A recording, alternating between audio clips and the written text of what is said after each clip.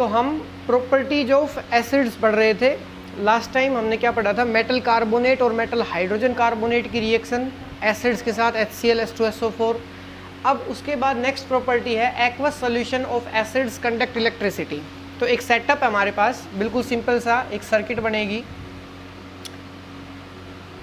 ये आपके पास कोई बिकर है, यहाँ पे ये रबड़ कोर्क है, इसके अंदर आपने 2 नेल फिट कर दिए हैं और इसके अंदर आपने क्या ले लिया है, एक एक्वस सॉल्यूशन ले लिया किसी भी एसिड का। लेटर से आपने क्या ले लिया यहाँ पे, डाइल्यूट HCl ले लिया भाई, डाइल्यूट HCl ले लिया ये। और उसके बाद क्या हुआ, यहाँ से एक वायर इस नेल से और इस नेल से एक वायर को आपने, बैटरी है यहाँ पे, इसके एक पोल से कनेक्ट किया, दूसरी वायर को आपने एक इलेक्ट्रिक बल्ब से होते हुए इसके दूसरे पोल से कनेक्ट किया और बीच में आप एक की लगा सकते हो। ठीक है, ये बिल्कुल सिंपल सा सेटअप बनेगा। यहाँ पे आपके पास डाइल्यूट HCl हो गया, ये 2 नेल्स हो गए, ये रबड़ कोर्क हो गया और HCl इतना डालना आपने कि ये नेल्स जो हैं वो इमर्स हो जाए, मतलब वो डूब जानी चाहिए, कंप्लीटली नहीं, पार्शियली डूब जाओ कोई प्रॉब्लम नहीं है। यहाँ पर ये आपके पास क्या है, बैटरी रहेगी। अब जब अगर लॉजिकली देखा जाए तो ये दोनों नेल्स आपस में टच नहीं हो रही हैं, ठीक है। और जो सॉल्यूशन आपने लिया है यहाँ पे डाइल्यूट HCl, अगर वो इलेक्ट्रिसिटी को कंडक्ट नहीं करता है तो जब आप इस की को ओपन करोगे तो ये बल्ब को ग्लो नहीं करना चाहिए, लेकिन जैसे ही आप इस की को क्लोज करते हो ये इलेक्ट्रिक बल्ब जो है ये ग्लो करना स्टार्ट कर देता है। इसका मतलब क्या हुआ कि यहाँ पर जो आपने सॉल्यूशन लिया है वो सॉल्यूशन इलेक्ट्रिसिटी को कंडक्ट कर रहा है भाई, ठीक है। और हमने हेडिंग क्या डाली है, aqueous solutions of acid conduct electricity. तो इस बात से ये बात क्लियर है कि जब ये बल्ब ग्लो किया तो ये जो सॉल्यूशन आपने लिया है डाइल्यूट HCl का वो इलेक्ट्रिसिटी को कंडक्ट कर रहा है। अब इसकी एक्सप्लेनेशन पढ़ते हैं, ऐसा क्यों हुआ। तो सुनो भाई, acids dissociates into ions when dissolved in water। इसका मतलब क्या है, एक्वस सॉल्यूशन का मतलब क्या होता है, वाटर के अंदर सॉल्यूशन। तो अगर किसी भी एसिड को जब आप वाटर में डिसोल्व करते हो तो वो किस में डिसोसिएट हो जाता है, आयंस के अंदर, ठीक है। अब इस आयंस का क्या रोल है, तो इसको हम थोड़ा फिजिक्स की मदद से सीखेंगे। आप इलेक्ट्रिसिटी को पढ़ते हो फिजिक्स के अंदर, इलेक्ट्रिसिटी जो यूनिट आती है आपकी, उसमें आपने क्या पढ़ा है, what is current.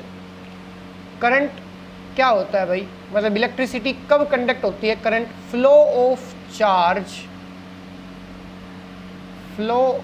Charge per unit time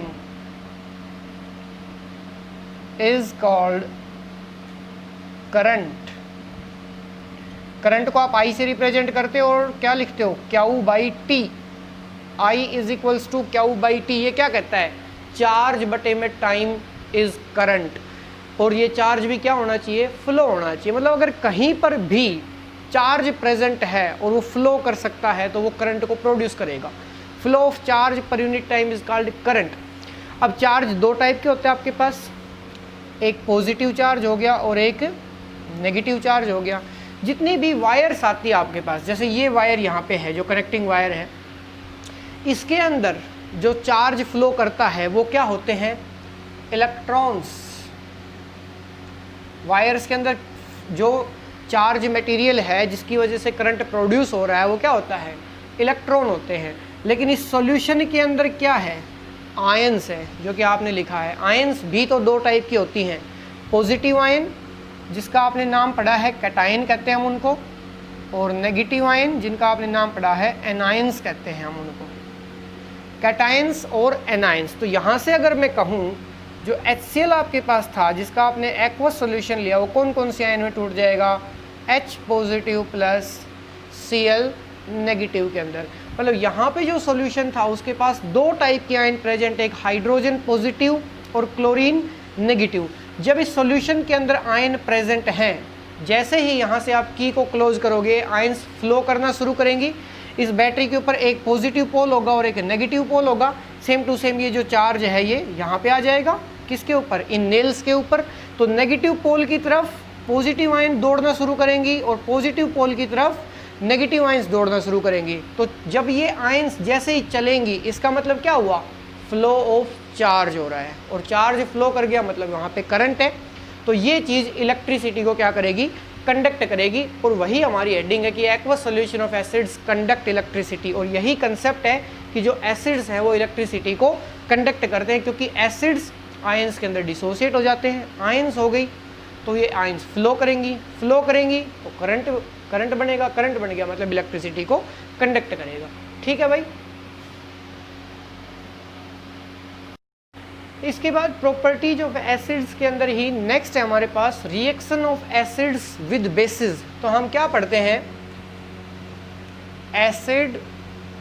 acids react with bases to produce salt and water. This reaction is called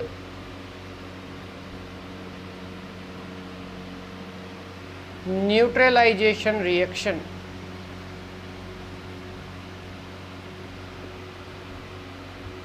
This reaction is called neutralization reaction.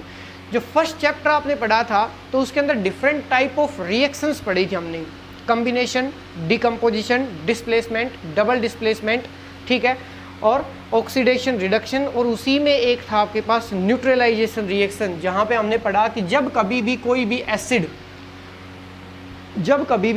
Acid base के साथ रिएक्शन करता है तो वो क्या प्रोड्यूस करता है, साल्ट और वाटर। इसी रिएक्शन को क्या कहते हैं, neutralisation reaction. For example HCl react with NaOH to produce salt.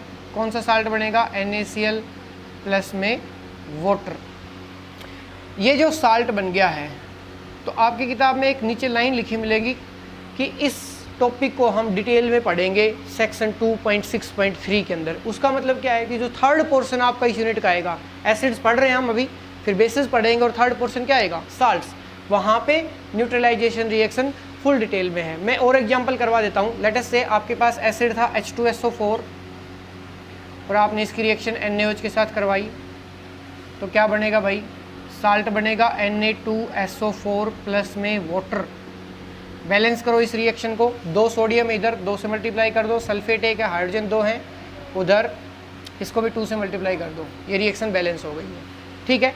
इसमें एक और बात क्या है, ये जितने भी सॉल्यूशंस हैं ये एक्वस सॉल्यूशन है। HCl एक्वस फॉर्म में, NaOH भी एक्वस फॉर्म में, साल्ट भी क्या बनेगा, वाटर के अंदर डिजोल्ड, ये लिक्विड हो गया हमारे पास। समझ में आती बात, सेम टू सेम ये भी सारे एक्वस फॉर्म में ये लिक्विड हो गया। क्लियर है। तो ये थी हमारे पास 2 एग्जाम्पल पढ़ लिया हमने, और reaction of acid with basis.